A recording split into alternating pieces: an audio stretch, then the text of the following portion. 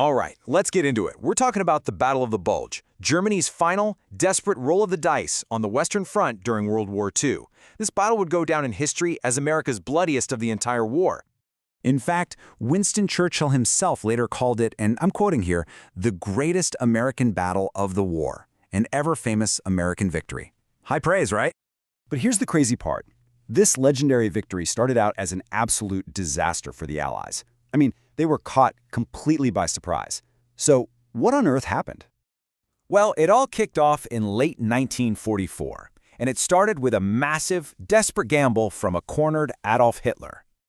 So, picture this. After the D-Day landings, the Allies just stormed across France, pushing toward Germany way faster than anybody expected. But that kind of lightning advance, it comes at a cost. Their supply lines were stretched incredibly thin, the troops were exhausted, and a really dangerous overconfidence was setting in. They honestly thought the German war machine was on its last legs. And because of that overconfidence, the Allied command started treating the dense Ardennes forest as a quiet sector. A place to let veteran troops rest or to get some new recruits their first taste of the front. The result? The front line here was dangerously thin. Hitler saw this weak spot and knew this was his chance. He cooked up a plan for one last gigantic counterattack, a classic blitzkrieg or lightning war, aimed right at the Ardennes. The goal was unbelievably audacious. Punch through the American lines, literally split the Allied armies in two, and capture the crucial supply port of Antwerp. The plan itself was just breathtakingly ambitious. It was a true knockout blow in 4 steps. Step 1, smash that weak American line. Step 2, race to the Meuse River. Step 3, grab the port of Antwerp. And the grand finale, Step 4, encircle and totally destroy 4 entire Allied armies. The whole thing, everything, hinged on shock, speed, and absolute surprise. And so, on December 16, 1944, the attack was on.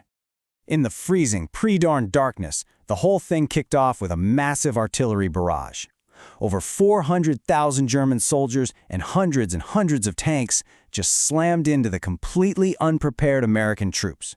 The surprise was total, and to make matters worse, the weather was horrendous, which meant the Allies' superior air force was totally grounded. The German advance was terrifyingly fast. By the second day, the American lines right in the center had just collapsed.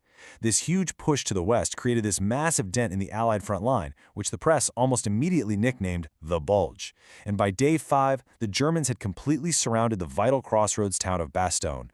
And to make all that chaos even worse, the Germans unleashed a special mission called Operation Greif.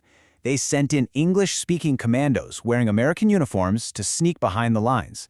These guys were switching road signs, cutting communication wires, and just spreading rumors. It created this huge wave of paranoia. American soldiers had no idea who they could trust. As the German armies kept pushing west, the fate of the entire battle really came to a head at one crucial, and now legendary, little town. That town was Bastogne. You see, it was a critical nerve center, a hub where 7 major roads all came together. For the German advance to keep rolling, they had to control it. So the 101st Airborne Division was rushed in to hold the town at all costs, and almost immediately, they found themselves completely surrounded. Conditions inside that perimeter were just awful. The defenders were running low on literally everything: food, warm clothes, medical supplies, and especially ammunition. The Germans, feeling pretty confident they had this in the bag, sent a message demanding that the Americans just give up. The formal message offered what they called an honorable surrender to avoid the, quote, total annihilation of the American troops. But the acting commander of the 101st, a brigadier general named Anthony McAuliffe, had a slightly different response in mind, one that would, quite literally, go down in history. His official reply was typed up and delivered back to the Germans. It was a single word, a word that became this iconic symbol of American defiance: nuts. The German officers who received it were confused at first, but the meaning became crystal clear very quickly.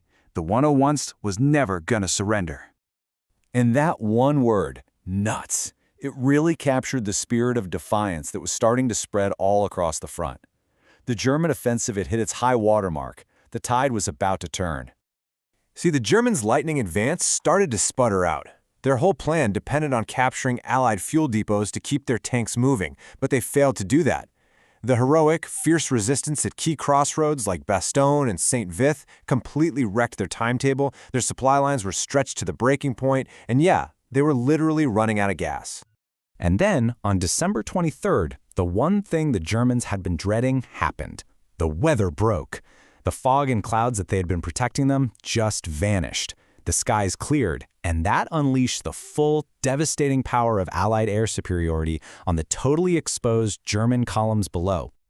The final nail in the coffin for the German offensive came from the south. In what is still considered an incredible feat of logistics, General George Patton basically wheeled his entire Third Army 90 degrees and raced over 100 miles through ice and snow to slam into the German flank and finally relieve the defenders of Bastogne.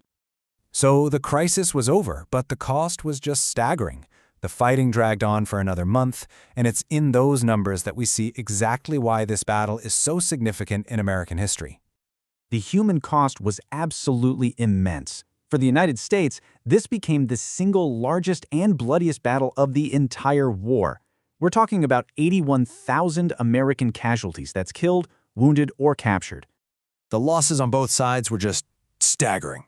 But there was one critical difference. The Allies could replace their men and their machines. Germany could not. Hitler had gambled his last reserves, and he lost. So in the end, Hitler's massive gamble was a total failure. The offensive completely exhausted Germany's last elite troops, its last tanks, and its last fuel on the Western Front. Instead of changing the course of the war, the Battle of the Bulge just sped up Germany's final defeat. And it all just serves as this stark reminder of how much of this hinged on a single factor. The entire German plan was built on bad weather keeping Allied planes on the ground. It really makes you wonder, doesn't it? What if the skies had stayed cloudy? It's a pretty chilling thought that shows you just how thin the line really was between a legendary victory and a catastrophic defeat.